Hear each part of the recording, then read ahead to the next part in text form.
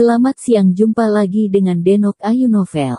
Bagaimana kabar sobat semua? Sebelum kita mulai cerita ini, ayo silakan subscribe, like, komen, share dan nyalakan loncengnya untuk mendapatkan notifikasi terbaru ketika Mimin upload videonya. Bab 1039 Mencekam.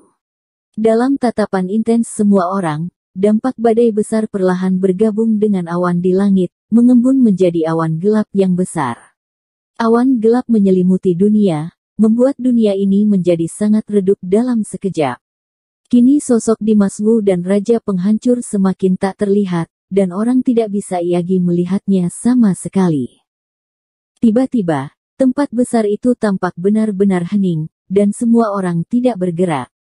Menyaksikan medan perang yang redup, di medan perang, hanya awan tak berujung yang tersisa, masih bergulir tanpa henti.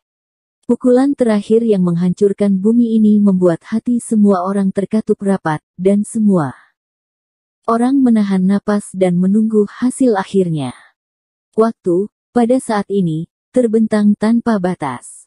Setiap detik penantian begitu lama dan sulit bagi mereka. Boom-boom. Tepat ketika semua orang tegang, awan gelap yang berjatuhan mengembun ke titik paling tebal, menyebabkan guntur tiba-tiba di ketinggian, dan kilat besar, terus-menerus menembus ke bawah. Kemudian, hujan ibat tiba-tiba turun dengan dahsyat.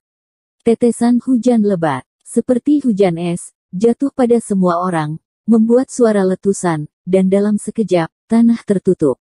Sepertinya langit dengan sengaja ingin menghapus adegan berdarah ini. Namun, dalam menghadapi hujan lebat ini, semua orang yang hadir tidak bereaksi sama sekali, dan mata mereka selalu menatap tempat pertempuran.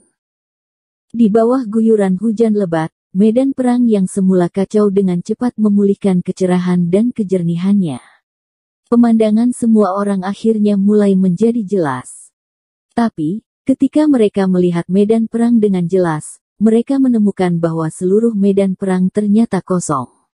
Raja Penghancur lenyap, dan Dimas Wu lenyap. Kedua orang hebat yang tak tertandingi itu tampaknya telah benar-benar menghilang dalam tabrakan itu, dan tidak ada jejak mereka lagi. Semua orang ngeri, mereka menatap dengan mata terbelalak dan mengamati sekeliling dengan panik, mencari mereka berdua. Namun setelah dilakukan pencarian, tidak ditemukan jejak Raja Penghancur dan Dimas Wu di medan pertempuran yang sangat luas ini. Mungkinkah mereka berdua mati bersama? Seseorang di antara kerumunan itu mengucapkan seruan yang tidak bisa dipercaya. Mendengar ini, orang lain mengubah wajah mereka satu demi satu, dan mata semua orang dipenuhi dengan ekspresi kompleks yang tak ada habisnya. Sebelumnya sudah muncul hasil terbaik dan terburuk dalam benak mereka, entah itu kemenangan Raja Penghancur. Dimas Wu lah yang menang, dan mereka semua siap secara mental. Tapi, mereka tidak siap untuk hasil ini. Bagaimanapun juga, Raja Penghancur baik-baik saja. Dengan cara ini, pengorbanan ibuku dan orang itu tidak sia-sia. Setelah jangka waktu yang tidak diketahui, Kaisar Mingyue berkata dengan suara yang dalam, nadanya penuh dengan kesedihan. Kematian Ari Sugong adalah rasa sakit yang paling dalam di hati Kaisar Mingyue. Dia belum bisa menerima ini sampai sekarang, tapi bagaimanapun juga, Dimas Wu akhirnya membasmi Raja Penghancur. Meski meninggalnya Dimas Wu membuat Kaisar Mingyue menyesal, namun kematian Dimas Wu bersama Raja Penghancur merupakan berkah. Setidaknya pengorbanan mereka tidak sia-sia. Setelah mendengar kata-kata Kaisar Mingyue, yang lain juga mendesah setuju, ya, semua ini akhirnya berakhir. Namun, saat semua orang lega, dalam kehampaan, sebuah suara yang sangat kuat tiba-tiba terdengar, era mereka telah berakhir, dan era baru saja dimulai. Dengan suara ini, sesosok tubuh perlahan melayang dari cakrawala. Dia seperti langit. Dengan momentum yang sangat kuat, dia dengan cepat mendekati Kaisar Mingyue dan yang lainnya. Di pegunungan dan dataran tak berpenghuni, di rumah jerami sederhana, seorang gadis kurus dengan wajah murni sedang duduk di samping tempat tidur, memberi makan Dimas Wu di tempat tidur, dengan hati-hati memberi makan obat di dalam mangkuk. Di dalam pondok jerami, ada juga seorang pria berotot berkulit gelap yang sedang membersihkan meja makan. Saat dia membersihkannya, dia dengan belak-belakan berkata kepada gadis itu dengan tidak sabar, "Oh, kalau tahu orang ini akan koma begitu lama, aku seharusnya tidak setuju kamu membawanya saat itu." Sambil berkata, dia menoleh dengan jijik dan menatap Dimas Wu yang masih tidak sadarkan diri. Seorang pria dan seorang wanita di pondok jerami ini adalah sepasang saudara kandung. Nama kakak laki-laki adalah Ethan He, dan nama adik perempuan itu adalah Emma He.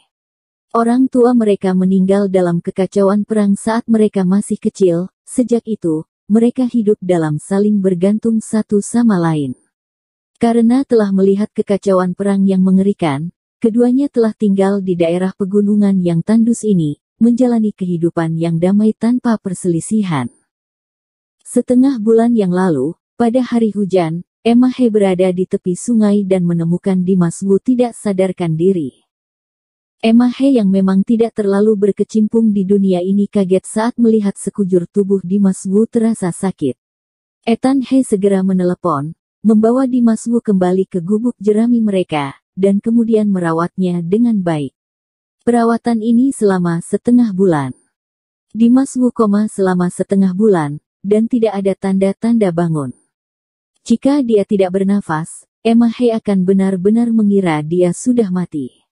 Menghadapi Ethan He yang tidak sabar mengeluh, Emma He sudah terbiasa dengan itu. Dia tersenyum tipis dan berkata sepenuh hati, "Sudahlah kakak, jangan mengeluh. Pokoknya, kita sudah membawanya kembali, tidak mungkin mengusirnya sekarang. Hati-hati saja kalau aku kesal. Aku benar-benar mengusirnya," kata Ethan dengan tidak senang, dan membawa satu set pakaian yang sudah dicuci dan melemparkannya ke Dimas Wu. Dia berkata dalam-dalam, "Emma, ketika aku membantunya mengganti pakaiannya beberapa hari yang lalu, saya menemukan bahwa ada banyak iuka yang dalam di tubuhnya. Apakah menurutmu dia telah menderita iuka yang begitu serius? Dan dia orang jahat." Selama setengah bulan terakhir, Emma He bertanggung jawab untuk memberi makan Dimas Wu dengan obat-obatan dan Ethan He membantu membersihkan tubuh Dimas Wu dan menggantikan pakaian.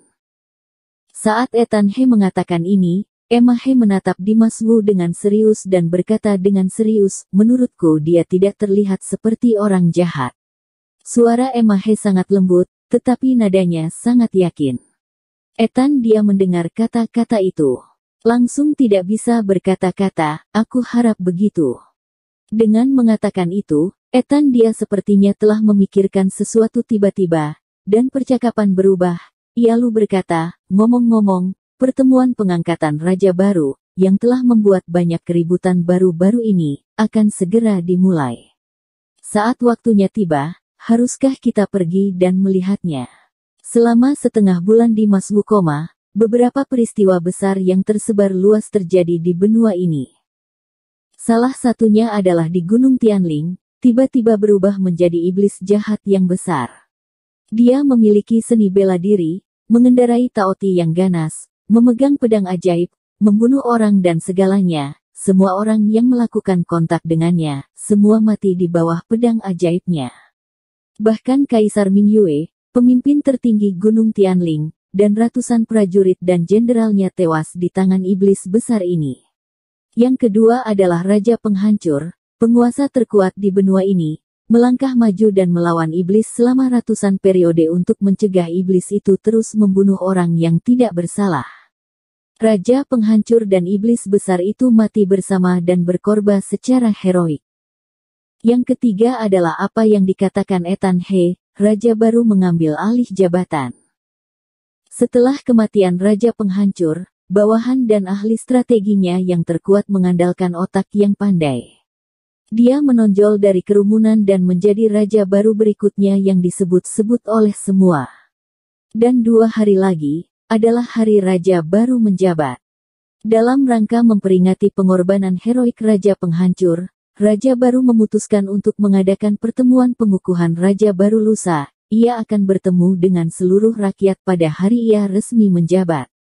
Semua orang di dunia menghargai keputusan Raja Baru, dan semua orang bahkan lebih yakin akan pengangkatannya. Bahkan orang kecil seperti Ethan He mengagumi pengorbanan Raja Penghancur dan kemurahan hati Raja Baru dari lubuk hati saya.